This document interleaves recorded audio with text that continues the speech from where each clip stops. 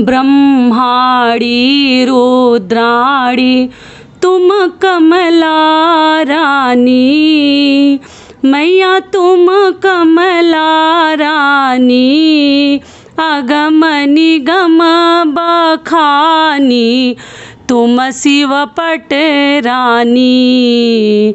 जय अम्बे गौरी। नमस्कार दोस्तों, मैं हूं ममता तिवारी। तो चलिए दोस्तों, आज हम इस वीडियो में श्री दुर्गा सप्तशती पाठ का 11वां अध्याय प्रारंभ करते हैं। तो आप बने रहिए मेरे साथ। तो चलिए प्रेम से बोलिए माता रानी की जय। भक्तों, चलिए आज हम श्री दुर्गा सप्तशती पाठ का 11वां अध्याय सुनते हैं। प्रेम से बोलिए माता रानी की जय। देवी का स्तवन तथा देवों को वर प्राप्ति। तदंतर ऋषि ने कहा, देवी द्वारा शुंभ वध होने पर इंद्रादिक देवों ने अग्निदेव को आगे कर कात्यायनी देवी की स्तुति करना प्रारंभ किया। देवताओं के सफल मनोरथ होने से उनका मुखमंडल चमक रहा था और प्रकाश से दसों दिशाएं उद्भासित हो रही थी।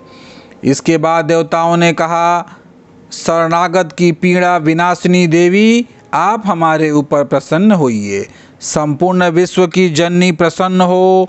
हे विश्वेश्वरी, इस समस्त विश्व का परित्राण करो। देवी, तुम ही निखिल ब्रह्मांड की एकमात्र अधिष्ठात्री हो। इस विश्व की आधारशिला तुम ही हो, क्योंकि पृथ्वी के रूप में तुम्हारी अवस्थिति है।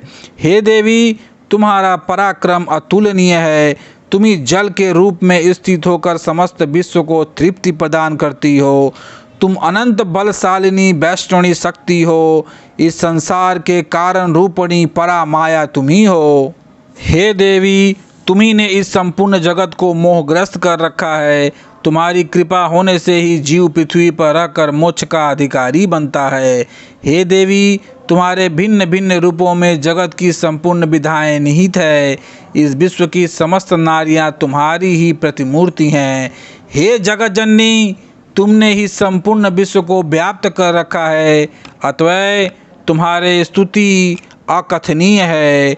तुम सभी स्तुत्व वस्तुओं से परे तथा परावाणी हो। तुम स्वर्ग प्रदायिनी एवं मोक्षदायिनी के रूप में सर्वस्वरूपिणी हो, अतः तुम्हारी स्तुति इसी में समाप्त हो गई। तुम्हारी स्तुति के लिए इसके अतिरिक्त दूसरी बात और क्या हो सकती है। प्राणी मात्र के हृदय में बुद्धि रूप से स्थित स्वर्ग तथा मोक्षदायिनी नारायणी देवी, तुम्हें हमारा नमस्कार है। कला, काष्ठा आदि रूपों में क्रमशः परिणाम की ओर उन्मुख करने वाली तथा विश्व के उपसंहार में समर्थ नारायणी, तुम्हें मेरा प्रणाम है। हे नारायणी, सभी मांगलिक पदार्थों को देने वाली तुम मंगलमयी हो। तुम ही कल्याणकारिणी शिव स्वरूपिणी हो। समस्त पुरुषार्थों को प्रदान करने वाली शरणागत स्वल्ला, त्रिनेत्रा और गौरी हो। तुम्हें मेरा अभिवादन है। तुम उत्पत्ति, पालन एवं संहार की शक्तिभूता सनातनी देवी, गुणाधार तथा सर्वगुण संपन्न हो। हे नारायणी, तुम्हें मेरा प्रणाम है। शरणागत, निराश्रितों, दलितों आदि की रक्षा में तत्पर एवं समस्त क्लेशनाशिनी नारायणी देवी, तुम्हें मैं प्रणाम करता हूँ। नारायणी देवी, तुम हंसारूढ़ होकर ब्राह्मणी के वेश में कुश मिश्रित जल का प्रोक्षण करती रहती हो, तुम्हें मेरा नमस्कार है। महेश्वरी रूप से त्रिशूल, चंद्रमा एवं नागों की धारिणी तथा विक्षभ पृष्ठ पर आरूढ़ होने वाली नारायणी देवी, तुम्हें मेरा प्रणाम है। मयूरों तथा मुर्गों से आवृत महाशक्ति धारिणी कौमारी रूप में स्थित निष्पापे नारायणी, तुम्हें मैं नमस्कार करता हूँ। शंख, चक्र, गदा एवं शरणाधारिणी वैष्णवी शक्ति संपन्ना नारायणी, तुम मेरे पर प्रसन्न हो। तुम्हें मेरा प्रणाम है। हाथ में भयंकर चक्र लिए पृथ्वी को अपने दाढ़ों पर उठाए हुए वाराही रूप वाली कल्याणकारिणी नारायणी, तुम्हें मेरा नमस्कार है। दानों के संहार में नृसिंह रूप से उद्यत तथा त्रैलोक्य रक्षिणी नारायणी, तुम्हें मेरा प्रणाम है। दाढ़ों के कारण विकराल मुख वाली मुंडमाला से विभूषित मुंडमर्दिनी चामुंडा रूपणी नारायणी तुम्हारा मैं अभिवादन करता हूँ। लक्ष्मी, लज्जा, महाविद्या, श्रद्धा, पुष्टि, स्वथा, ध्रुवा, महारात्रि तथा अविद्या रूपणी नारायणी तुम्हें मेरा नमस्कार है। मेधा, सरस्वती, श्रेष्ठा, ऐश्वर्य स्वरूपा, पार्वती, महाकाली, संयमशीला तथा सर्व अधिष्ठात्री नारायणी तुम्हें मेरा नमस्कार है।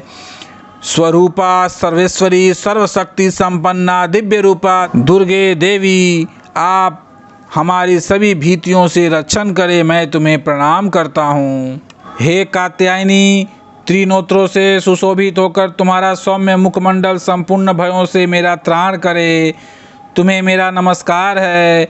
भद्रकाली, ज्वालाओं की लपट से प्रज्वलित अत्यंत भीषण एवं संपूर्ण दानवों का संहारक तुम्हारा त्रिशूल हमारी रक्षा में समर्थ हो, तुम्हें मेरा प्रणाम है। जिसकी ध्वनि संपूर्ण विश्व में व्याप्त होकर दानवों को श्रीहत कर देती है, तुम्हारा घंटा हम लोगों का समस्त पापों से उस प्रकार त्राण करे जिस प्रकार माँ अशुभ कर्मों से अपने पुत्रों की रक्षा करती है। हे चंडिके, दानों के वसा एवं रक्त रंजित तुम्हारे हाथ में शोभा पाने वाला खड़ग हमारा त्राण करे, तुम्हें मेरा प्रणाम है।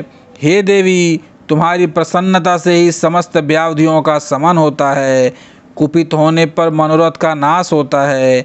जो लोग तुम्हारे शरणापन्न हैं उन पर कभी विपत्ति की बादल नहीं मंडराते, तुम्हारा शरणागत प्राणी अन्यों का आश्रयदाता हो जाता है।